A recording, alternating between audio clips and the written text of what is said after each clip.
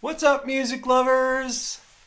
My nightly routine. In the last video, we went over my morning routine, so I was thinking it would only be appropriate to do a nightly routine video as well, right?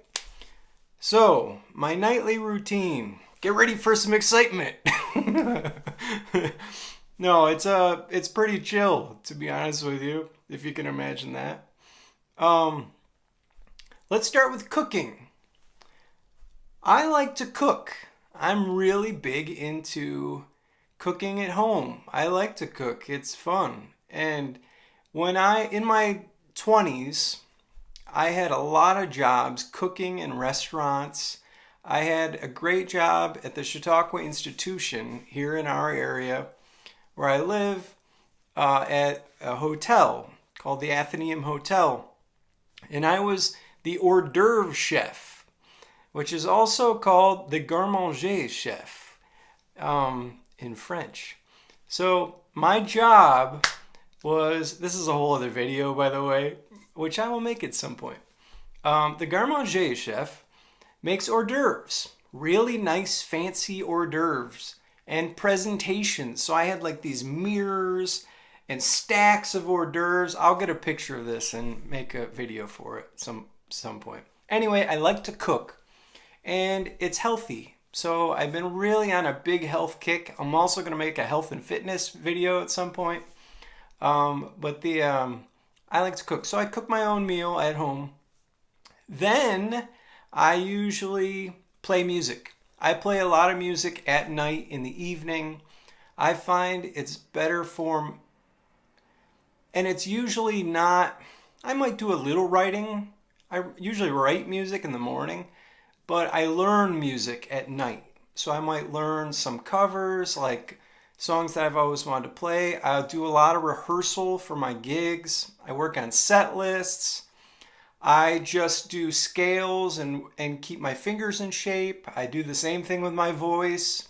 So I'm basically in rehearsal mode where I'm like keeping myself in tune and in a musical voice, a musical spirit, a musical state of mind. So I'm playing at night. Then, after I play, I usually make a cup of hot tea, and I might do a little more computer work at night just to shut down shop, right? This is around, let's call it 8 o'clock. So then I turn off my computer and I hang out with Maggie. We might watch something on Netflix or hang out, or I might listen to some music and do some things around the house. Things that aren't really computer related or technology related, because I want my mind to slow down for sleep, right?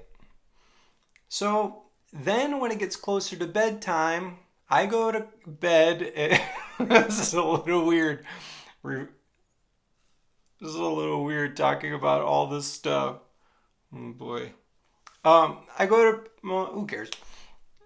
I go to bed between 9:30 and 10 every night, sometimes 10:30, maybe 11 at the latest.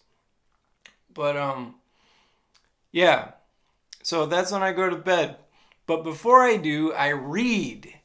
I always read a book before, not a whole book, but I'm reading in bed before I fall asleep. So my cycle, I guess, is dinner, music, a little computer, melt down the brain, read, sleep. So, and I like to learn about things. So I've got books here, but these are just some of the books I have. On my bedstand, I've got 5 or 6 books that I'm reading right now. Right now I'm reading a Paul Simon book, which is phenomenal, about the life of Paul Simon. And super interesting too.